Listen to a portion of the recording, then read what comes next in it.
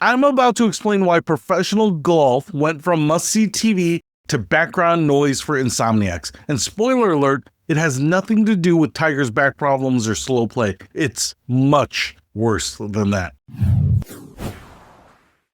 What's happening, Panda Nation? Peter Von Panda here, and I finally figured out why I stopped watching professional golf on TV. And it's going to make some people really uncomfortable. Kind of like if I started taking off my shirt right now. It's not the length of the tournaments, it's not the commercial breaks, and it's definitely not because the skill level has dropped. It's because modern professional golf has all the personality of a corporate board meeting conducted in a library.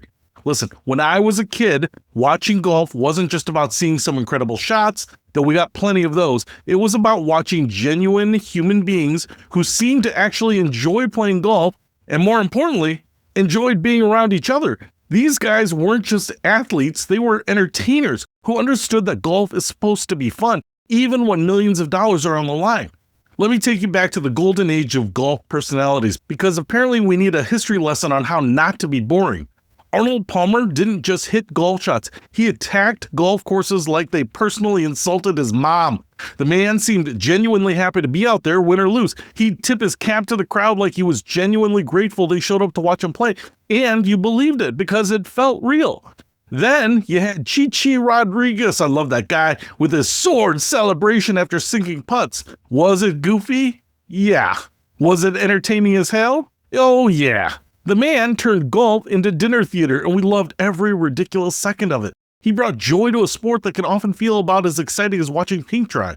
Jack Nicklaus was the ultimate class act, intense, focused, but never forgot to acknowledge the crowd or shake hands with genuine respect.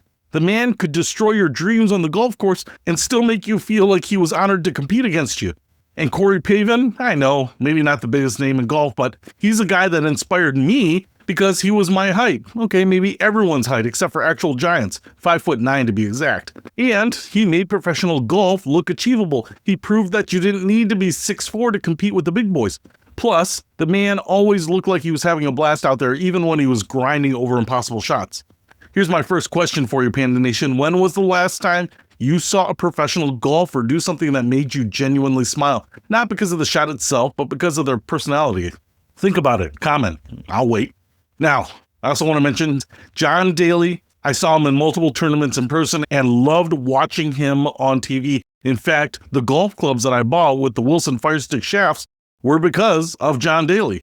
He was the ultimate doesn't give a crap natural talent. That man would show up looking like he just rolled out of a Waffle House, crush drives that defied physics, and somehow made it all look effortless. He wasn't trying to be a role model or sell you protein powder. He was just a guy who happened to be freakishly good at golf and wasn't afraid to be himself. And then there's one of my favorites, Phil Mickelson. Phil was, and he still is, the smiling maestro who sometimes maintains that grin, whether he's hitting it 2 feet or chunking it into a water hazard. The man could lose a playoff in heartbreaking fashion and still look like he just won the lottery. That's not fake corporate training, that's genuine love for the game. And what about Lee Trevino? That guy seemed like he never had a bad day in his life. He wasn't always the most incredible ball striker, but he made every round feel like you were playing with your funniest buddy who just happened to be a world-class golfer. He'd crack jokes between shots, tell stories, and make everyone around him feel better just by being there. These guys seemed like they actually wanted to play golf together. You'd see them joking around on the tee box, ribbing each other about bad shots, celebrating each other's great ones. I remember a time when Vijay Singh was about to tee off and one of the other pro golfers said, "Hey Vijay, make that ball sing." It's not the world's greatest joke, but it just shows that these guys had real camaraderie out there.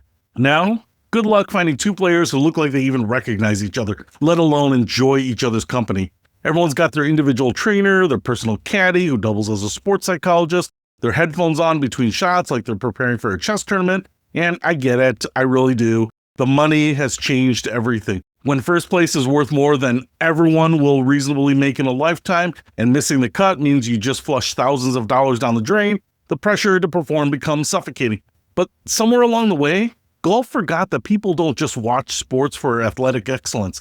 They watch it for the human connection. The competition has become so intense, so refined, that it's filtered out anyone who isn't laser focused 100% of the time. The modern professional golf machine doesn't reward personality. It rewards consistency, mechanical precision, and the ability to handle pressure without showing any emotion whatsoever.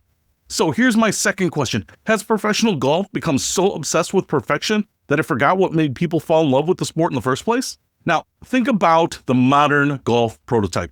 25 years old, works out like a Navy SEAL, has a team of coaches for every aspect of the game, hits 320-yard drives down the middle, and has the personality of a well-programmed robot. Sure, he's incredible at golf, but would you want to grab a beer with him? Would you even recognize him at the grocery store?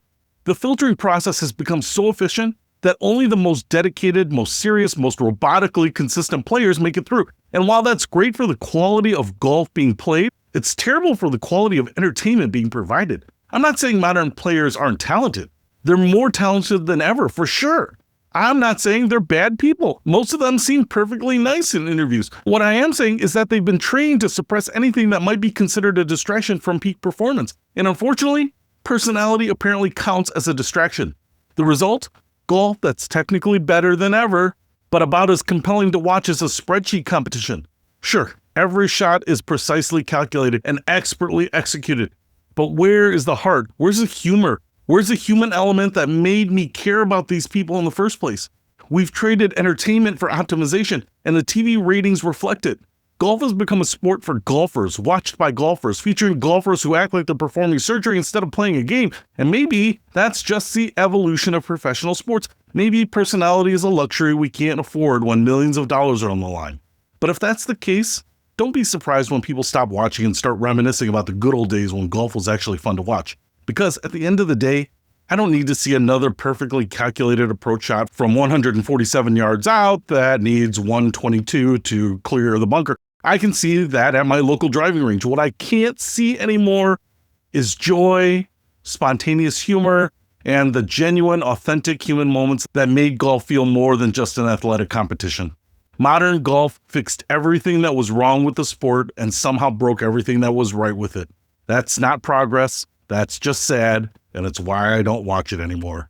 Peter Von Panda, out.